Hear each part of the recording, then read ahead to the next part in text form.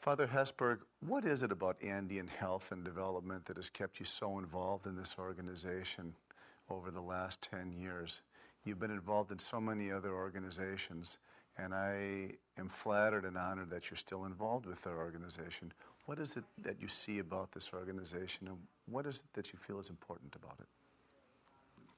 Well, I think it's a kind of pace setter of something that desperately needs leadership. You have this tremendous growth in healthcare throughout the world. The U.S., our country, is, of course, in the vanguard because we turn out so many wonderful doctors, probably more than we need. And that's why I'm so happy that a good doctor like you is willing to spend some time in areas that not only need doctors, but they need medical organization.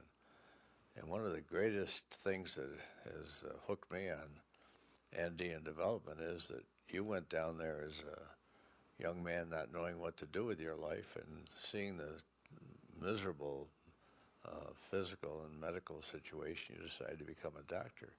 And you came back here and spent 2 years at Notre Dame in pre-med after having graduated with high honors and being an accountant and starting a whole new academic program.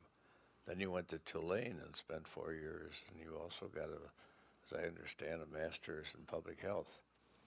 And then you came and did your internship in your hometown of Milwaukee. But then you went back to Ecuador, and you, with a little help from another Notre Dame guy, Eric, who was getting his PhD in economics, you found that there was a place maybe 2 miles down the road towards the coast, a place called San Pedro Maldonado, if I'm not mistaken. And there were 40,000 people in this town, plus another 30,000 up in the hills behind them, who had no doctor at all. The government had built a kind of a concrete block building there, a small thing, like 20 by 20, and empty rooms, just solid concrete. No medicine, no doctors, no nurses, no nothing. And you decided rightly what the place needed was a first-rate modern hospital. So you planned it, and we got a lot of friends to get together. And I was happy to be the day we dedicated that brand new hospital, as good as any here, with room to expand.